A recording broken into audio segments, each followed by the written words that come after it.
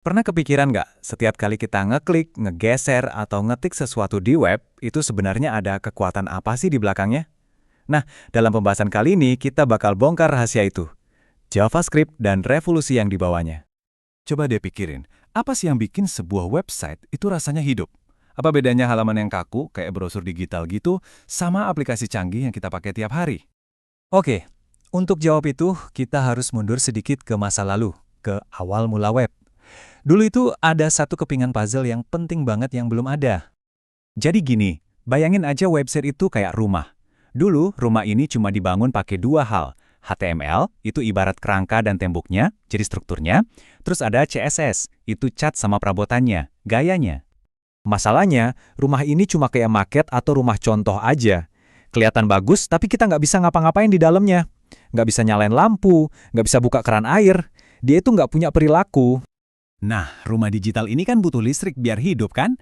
Di tahun 1995, akhirnya datanglah sebuah bahasa baru yang seolah-olah jadi sumber listriknya, yang bisa menyalakan lampu di halaman-halaman yang tadinya statis. Namanya JavaScript. Dibuat sama Brandon Ike di Netscape. JavaScript ini jadi pilar ketiga web. Kalau tadi HTML itu kerangka dan CSS itu dekorasi, nah JavaScript ini ibarat seluruh sistem kelistrikan dan perpipaan yang bikin semua di rumah kita tadi benar-benar berfungsi. Oke, tapi pertanyaannya, gimana caranya sih sebaris kode bisa langsung mengubah apa yang kita lihat di layar? Kok bisa seajaib itu? Rahasianya itu ada di kemampuannya buat mengutak-atik sesuatu yang namanya DOM. Gampangnya gini, anggap aja browser itu bikin semacam cetak biru atau blueprint dari struktur website kita secara live. Nah, JavaScript ini punya kekuasaan penuh buat ngubah-ngubah cetak biru itu kapan aja, detik itu juga. Prosesnya tuh sebenarnya simple, tapi dampaknya luar biasa. Misalnya nih, Anda ngeklik tombol. Aksi itu langsung memicu kode JavaScript buat jalan. Kodenya ini terus ngubah si cetak biru DOM tadi, dan voila! Halaman web Anda langsung berubah, tanpa perlu relate sama sekali. Nah, kemampuan buat mengubah apa aja, di mana aja, ini kan keren banget ya. Tapi, seiring website jadi makin kompleks dan besar, mirip aplikasi beneran, muncullah masalah baru.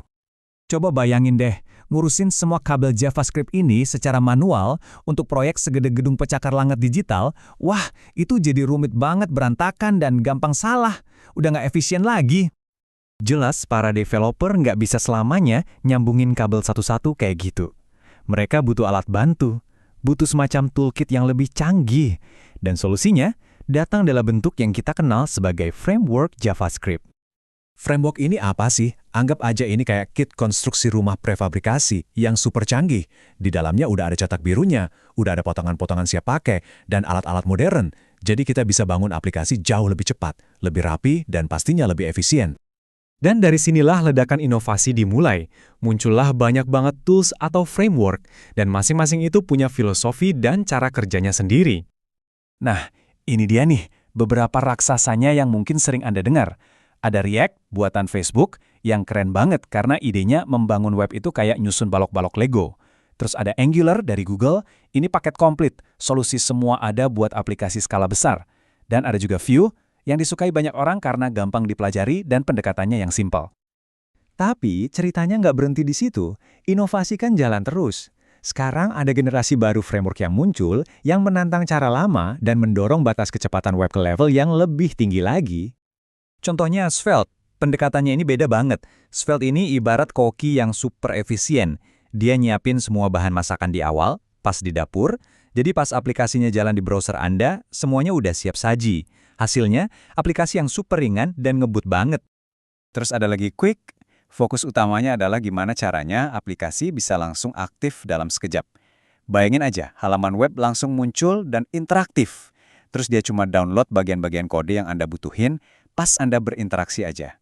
Wah, ini efisien banget. Oke, kita udah ngomongin banyak hal teknis. Jadi kenapa sih semua ini penting buat kita sebagai pengguna? Jawabannya simple. Karena JavaScript ada di mana-mana, bener-bener di mana-mana. Coba lihat angka ini deh, di tahun 2016 aja diperkirakan 92% website udah pakai JavaScript. Dan sekarang, angkanya udah jauh lebih dekat ke 100%.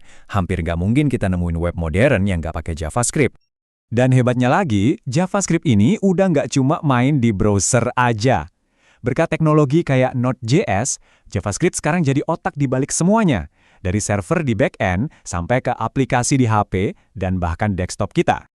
Jadi, lain kali Anda lagi scrolling feed media sosial atau pakai peta interaktif buat cari jalan, atau bahkan pas buka aplikasi mobile banking, ingat ya, semua pengalaman digital yang dinamis dan canggih itu semua bisa terjadi berkat evolusi JavaScript dan ekosistem frameworknya yang luar biasa ini. Dan yang paling seru, revolusi ini tuh belum selesai, jauh dari kata selesai. Alat-alatnya terus berevolusi, jadi makin cepat, makin canggih tiap tahunnya. Ini ninggalin kita dengan satu pertanyaan besar yang menarik. Dengan semua kekuatan baru ini di tangan kita, kira-kira apa lagi ya yang bakal kita bangun selanjutnya?